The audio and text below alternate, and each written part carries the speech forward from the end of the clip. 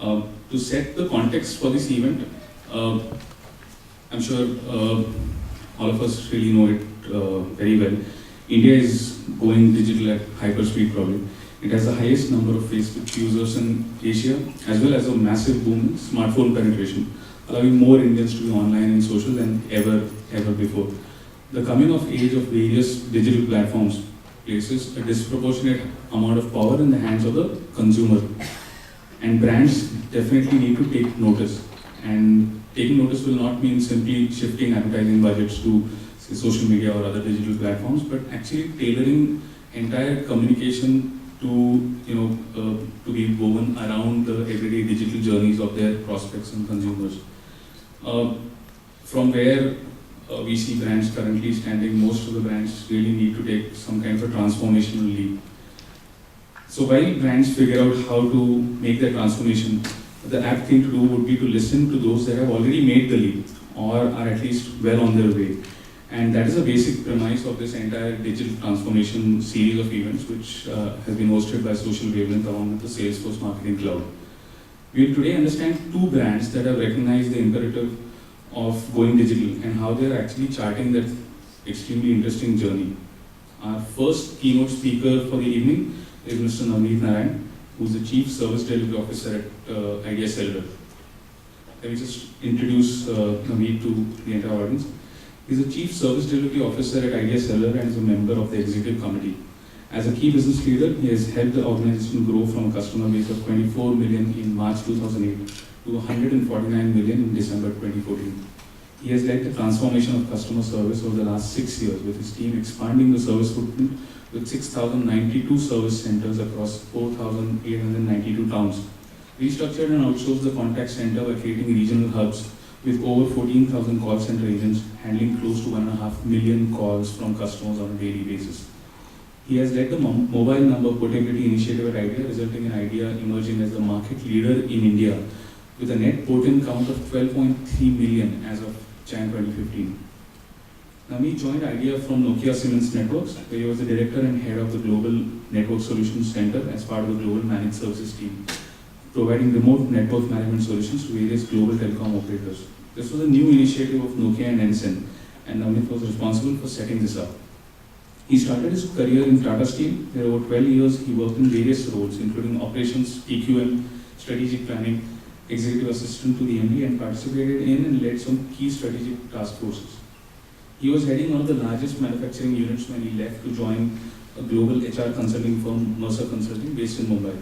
He was the business head for Western India and Middle East market, and also led some key client engagements. Over the last few years, Navneet has worked extensively in the services sector, having led large teams providing support to global organizations. First with Wipro BPO as Vice President and then as CEO Epicenter Technologies.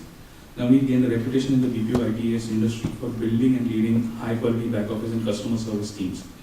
His customers included large global brands in the financial services and telecom space. Navneet has done BSc Mechanical Engineering from BIT Ranchi, MS Industrial Engineering and Management Sciences from Northwestern University, Illinois, USA, and PGDM in Marketing and Finance from XLRI, Jamshedpur. He brings with him over 26 years of rich experience in areas like strategy, quality, and services. Navneet is a British Chevening scholar, and his initiatives at Idea have been awarded at GSMA, which is the international body for GSM, Aegis Graham Bell Awards 2012, ET Telecom Awards 2012, and the latest one is the Global ET Telecom Award 2013 for my favorite service provider award. With these words, I would like to invite Mr. Navneet to share his thoughts with us.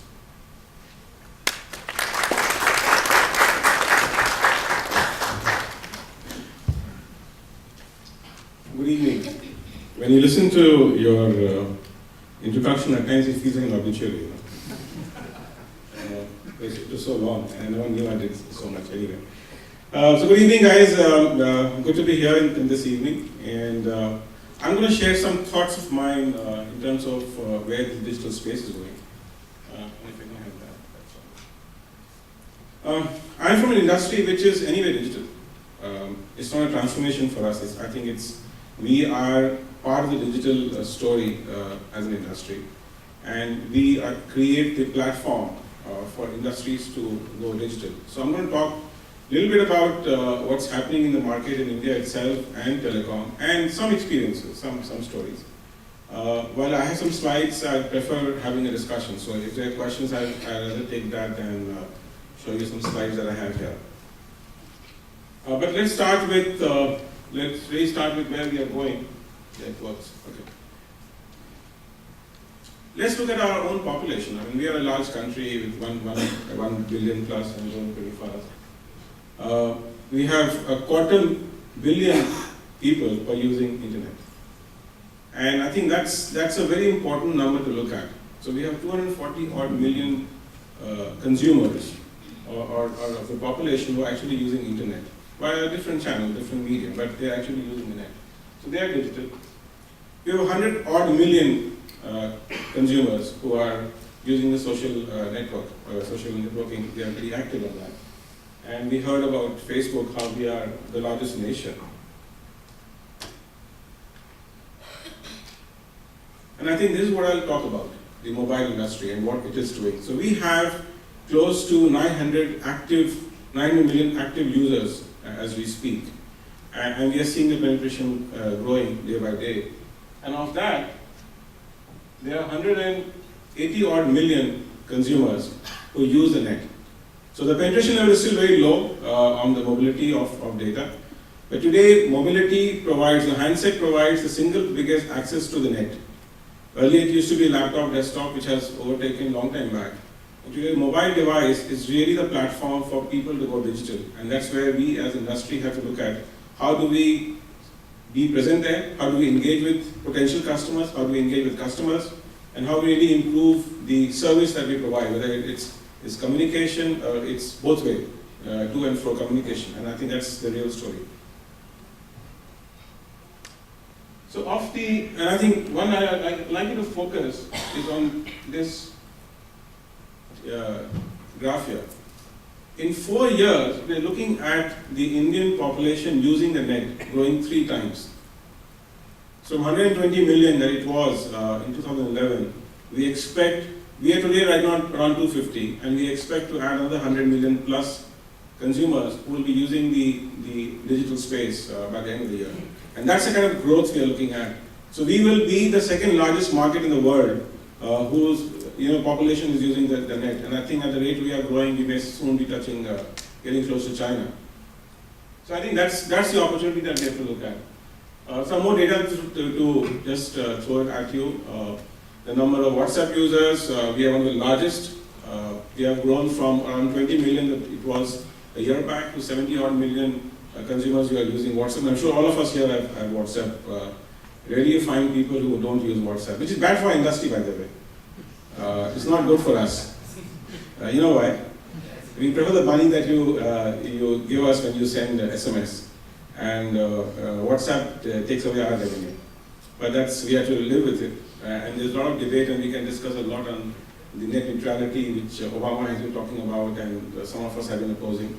I don't know which way the battle will go, but it's not good for our business. But anyway, that's the reality. We have huge chunk of people who are using the Facebook, LinkedIn, all kinds of profiles. So I think the point I'm trying to make is the growth that we are seeing in terms of consumers who are latching onto the digital space is mind-boggling. And India, incidentally, is exploding. And we are really seeing that explosion. See, when I go back and look at the voice explosion in the telecom space, we had what was the famous called hockey stick growth. So we used to grow flat at this rate, 10-12% kind of a thing, and then we just took off. We have not reached that stage in data. And we are waiting for that point, and I think it's not too far, when we expect the growth of data. It is growing like this to simply explode. And it's really going to be amazing market as in the country, where we'll see literally more than half the population using the digital space. And that's really what we are all looking for as marketers, as organizations, that we have to look for. So we have, just look at this, another one here. You look at the smartphone, and I'm going to focus on the smartphone, because that is a platform on which people are going digital. So earlier it was a laptop, desktop, very expensive, bulky, you need to carry it everywhere, you have to get hooked onto the to the broadband somewhere, and we know the ADSL broadband penetration levels are pretty low in the country. The wireline is literally non-existent. There's no growth in the wireline industry, and we expect things to happen with wire to fiber to home and stuff that will come in. But given the geography, given the resource crunch that we have in our country, the big one really is how we can use data on the wireless mobility, and that needs the smartphone. Now, if you look at 3 to 4 years back, the smartphones were very expensive. We used to have $500 and $1,000 kind of phones available, and we had the big ones like Apple and Samsung coming in very expensive, 40,000, 50,000 rupees for. Look at the market today. The market has transformed. Today, I'm telling you, 2 years back, we should talk to manufacturers that the sweet spot is $100 phone. That we have crossed. And we are heading towards a $50 to $60 phone, just a smartphone. Not an iPhone 6, okay, but gives you the platform that you can use for accessing the net, and a touch screen with all the sensitivity that the screen should have and the application that you can have. And that is really what's happening. Today, the shipment that is happening in the country, the majority, and you can see the growth in the shipment from 29 to 30 million, it's 170 odd million, and we expect that to more than double in the coming year. And that really is a great story for us to be. How can we as marketers, how can we as organizations be on the platform, ensure that we are visible, and ensure our communication reaches the customer, and we are able to hear the customer and react and proactively respond to the customers. And I think that is really what we have to look at, because that is the sweet spot, I think, which we have really hit. So mobility, as I mentioned, is the single biggest the channel for accessing the net now. It's no more the laptop, desktop. All of us have laptop, desktop at our office. So we are the population who are overlapping in the middle, between those two circles. So we are the common space. We use both kinds of devices, and multiple devices actually, all of us use. But that's really where we expect, and we expect this circle to grow at a faster rate with the shipment of the devices. The second piece I like to focus. Typically, we expect, and we really, and this is a bias that most people have, that the large cities is where the internet will be available, and more and more customers will be digital. And what we are seeing, surprisingly, and it's a very good thing to really see, is in the rural market, in a smaller town, the hunger for going digital is far higher, or maybe equally higher. People are latching onto it. I travel quite a bit in the rural market. We drive around. We see people you don't expect, typically with the bias that we have in our mind, are actually watching a video or doing the net, going on the Google, doing searches. I was surprised one day, when I get a message from my driver on the WhatsApp. And normally I send him a text, or he'll send me a text and I'm coming at so and so time. Here's the guy who sent me a WhatsApp. And then I look at his phone. His phone is a nice 5-inch smartphone. And all the time he's charging the phone in the car. That's a different story that I have with him. But that's the way it is changing. And that's the way the market is going to shift. So, people who thought the digital space you have to be present only to target the consumers and the urban consumers, I think the circle that we are seeing here, the rural consumers, is going at a very, very fast pace. And as a telecom company, we know it because that's our target. We are targeting the rural market, we are targeting the smaller towns, because we are really seeing the hunger, because there is no wireline, there is no ADSL, there is nothing that else can provide them the access to the net. It's just the mobility. And with the handset prices coming down, with the availability of smartphones, it's really the large customer base is latching on using the mobile device. So we are seeing a growth of 50% really, and I think that's really good for our industry and for all of us here really.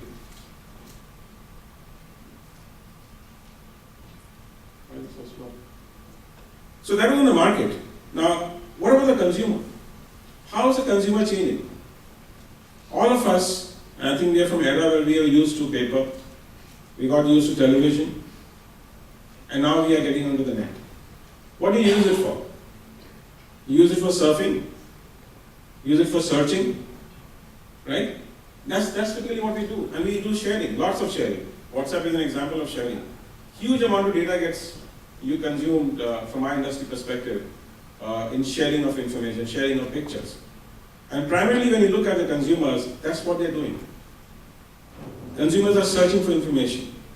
And if you see in our latest ad, the IIN, Idea Internet Network, which I hope all of you have seen it, it's all about how people are using information, how they're searching for information and getting information in anywhere in the country, anywhere in the world. You can actually get information they're looking for. And you know, I remember I was listening to Gurcharan Das once, and he talked about the incidents which changed the country. And he talked about when Sam Pitroda came in and the telecom was restructured and we went into telecom.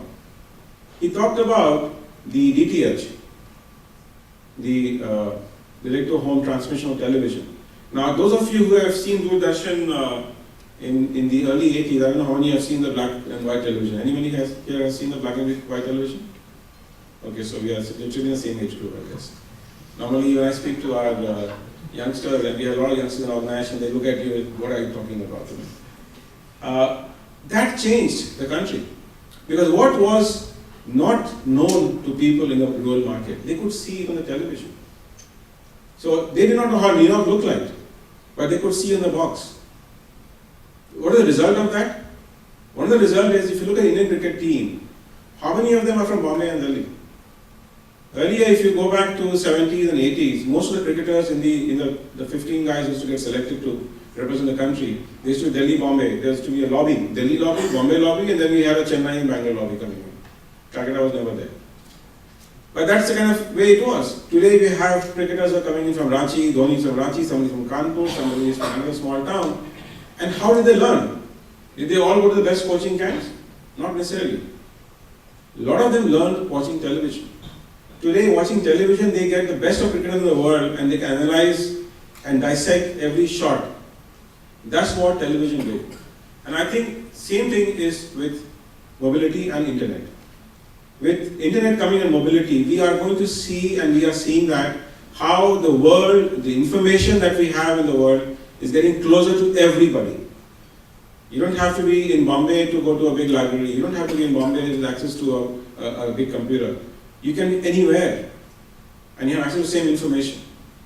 And that is the way the industry is going to change. That's the way the economy is going to change. That's the way the lifestyle of people is going to change. And that is the hunger that we have in the people, the consumers. So going down to the consumer level, the individual consumer, what is he using it for? Besides watching video and sharing films and pictures and whatever else you do, one of the big ones is getting information, searching for information. And that's, again, a place for us to be. Okay? But that's really what digital is all about. And where we are providing the platform for consumers to get information which was not available to them earlier. We have an example of e-commerce. If you look at brands like Flipkart and Snapdeal in India, the kind of business that they have done, it's amazing. Somebody getting a valuation of $15 billion, which is literally close to our valuation. And we have spent 15 years to get there. And somebody has got there in a couple of years, a bunch of youngsters. At times you really feel, you wonder what we're doing. But that's what this is all about, isn't it? And we expect this kind of industry to grow. We're looking at 16 to 100 million in the next 5 years. That's the kind of growth opportunity we have, just because industry and people are going digital.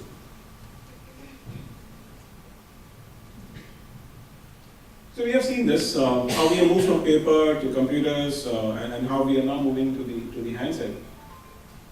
Now let me talk about our industry. I mean, telecom is a digital industry. It's all about, everything is digital in the way we work. Let's start with the consumers. Consumers are definitely digital in terms of the buying behavior. When they have to buy any service, we used to have a simple thing called a paper voucher earlier. Okay, people had to buy a recharge. They used to go to a Panwala shop and buy a paper voucher and take the code and feed the code. Today they just go digital. They buy on the net. They'll go to a store who will also digitally actually give you the recharge. And these are the small digital stuff, not the fancy, Facebook and Twitter is what we always think about. when we discuss digital. But that's what consumers are getting into the digital space. And that's what has happened in our industry. So if consumers are now understanding how they can get things faster, how they can have somebody else reach out for them digitally. Okay? So that's really how, I'm talking about the small ones. So obviously employees, partners are there. With government getting digital, I think that's another market that is opening up for us. Because so far we have been used to government with a lot of thick files and papers that we used to struggle with. And we are seeing how the government is getting digital, and there's a huge amount of investment happening and initiatives taken by the government at the local level and the central level, where they're trying to go into e-governance, and we'll see a lot more of that happening, thankfully. And that will make our lives different. As citizens of the country, our lives will be very different. So that's really what I want to talk about, how it's happening. Now, what do we do with it? We do a lot, okay? Our selling, for example, and I'm not talking about advertising, the selling that we do, there's a huge amount of digital initiatives that we have taken. We use our portal, for example. We revamped our portal some time back, and we've seen how the traffic has really increased on customers who are now buying through the portal, which was just not there. Telecom was a commoditized product.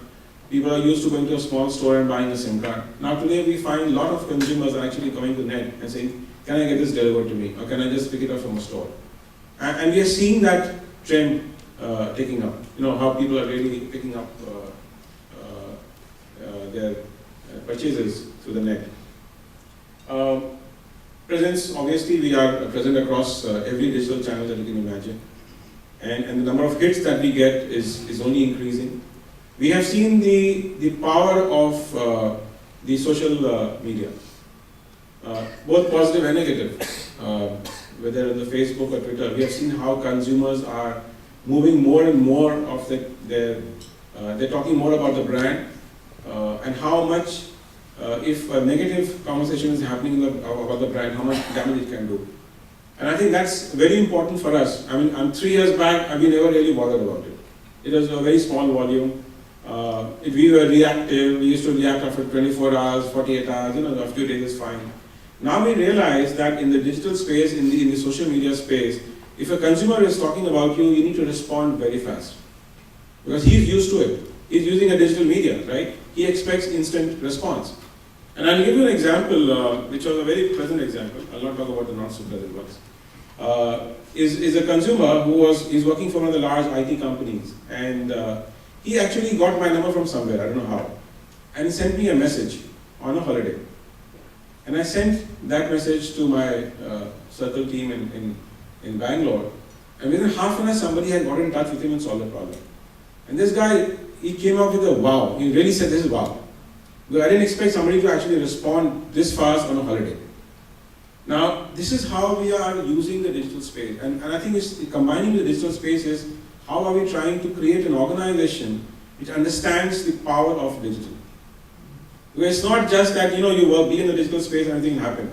I think we have to look at how we are ourselves working, how we structure ourselves, how we give importance to digital space, and how do we react to it, how do we respond to it. Because consumers who are in the digital space are in a hurry. They will not wait for days, they will not wait for hours. They expect instant response if they really have an issue with the brand. If they're buying something, all of us, whenever we get bored, we go to some e-commerce site, and I do it quite often, and buy something, a book or I like to buy gadgets, so I end up buying gadgets. But we do that, don't we? And we expect 24-hour delivery, and we really expect the kind of service that we want, because our expectation has changed, it's far more evolved. You expect a better service from the brand. And if you look at all these e-commerce companies, they're very responsive. The kind of structure they have, the kind of ethos that they have, kind of focus they have on the consumer is very, very high. So for us as an organization, and as marketers, as people who are running businesses, I think it's important to understand the digital space, not just from their understanding of the space, but also how we deliver in this changed environment. And I think that's something that I would like to leave you with, that it's not just important in digital media. I think more important is how do we change the culture in the organization to be responsive, to understand what the consumer is looking for, and give him when and where he wants it. So it's just one more channel, but it's far more effective and a faster channel to get across. So that's what I had to share with you. You want to do questions now, or? Okay, great. So any response, any questions you have, I'll be happy to take that. I have a question. Yep. So one of the last things, hi, I'm Shrikant, by the way, for everyone. So one of the last things you mentioned was that the culture of the organization needs to change to accept digital. Can you talk to us a little bit more about that? Sure. See, in our organization, for example, we started with, we created teams within all our functions who are focusing on the digital space. So in the marketing, we have a digital team whose job is to be present, ensure the brand is present in our digital, all digital channels. In the service side, we have a similar team coming in. Then we have moved that how, when a consumer is talking in the digital, I think I'll say beyond digital, I think how to become customer centric.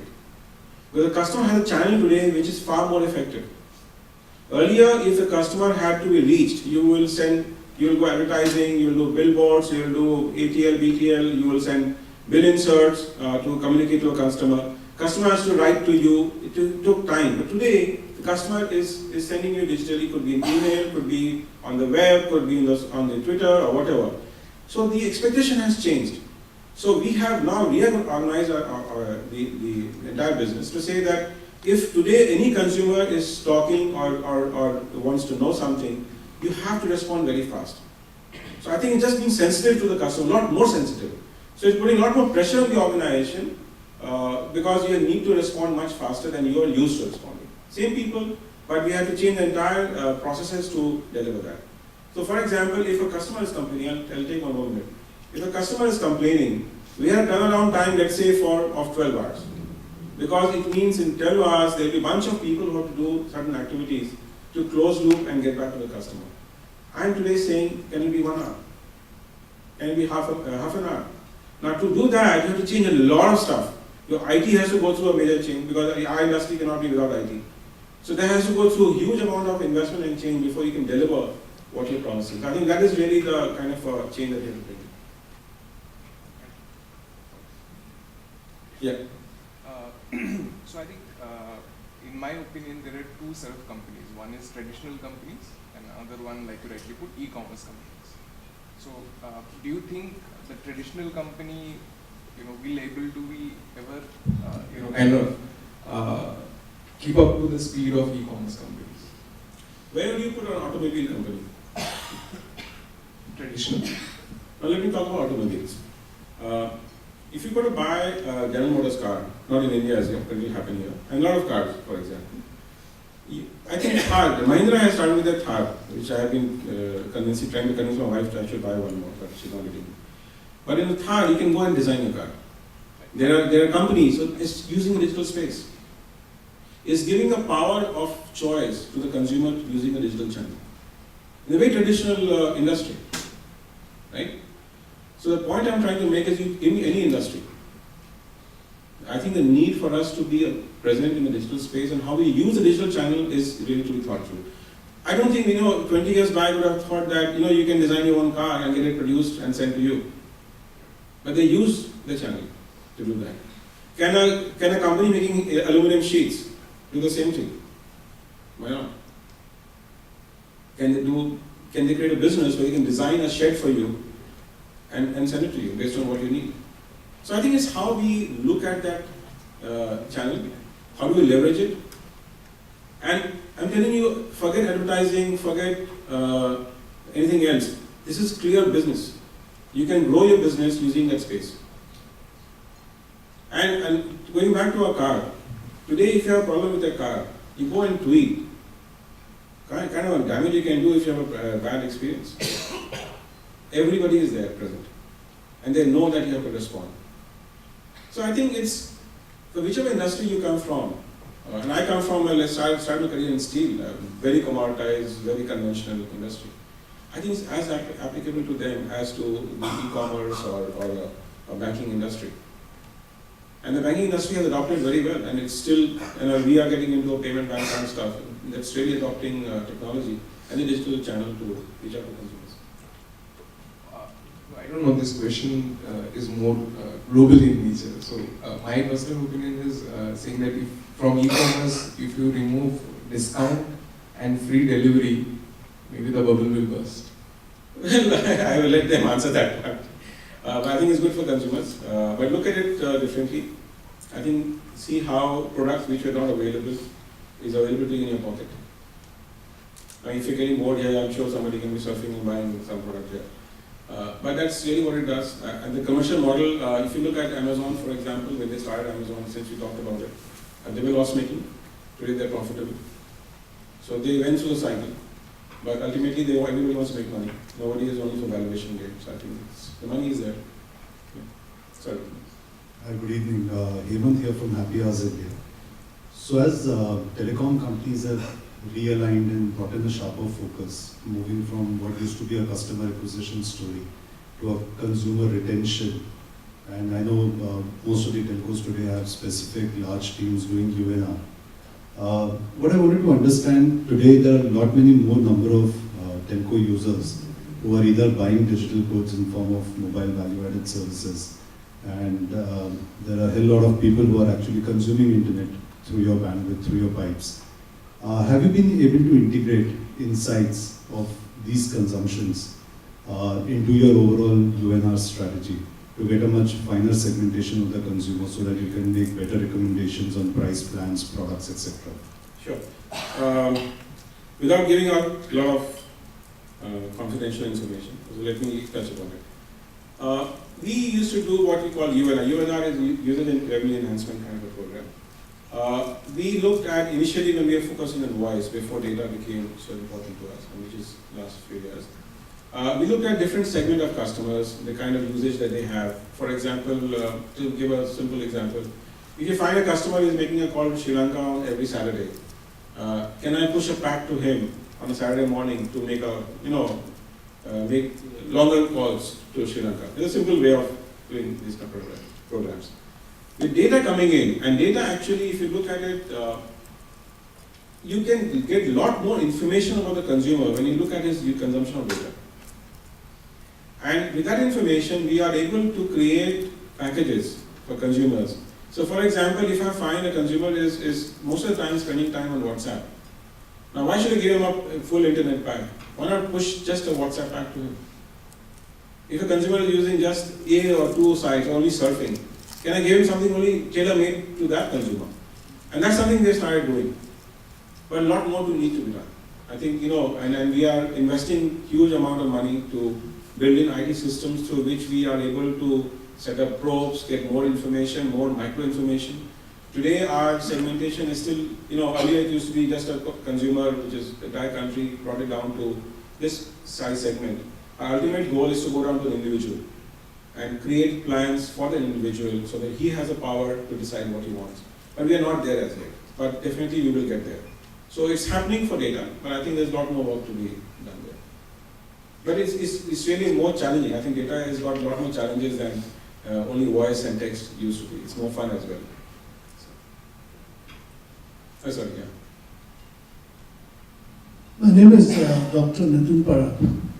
There are two things I would like to get some more insights from you.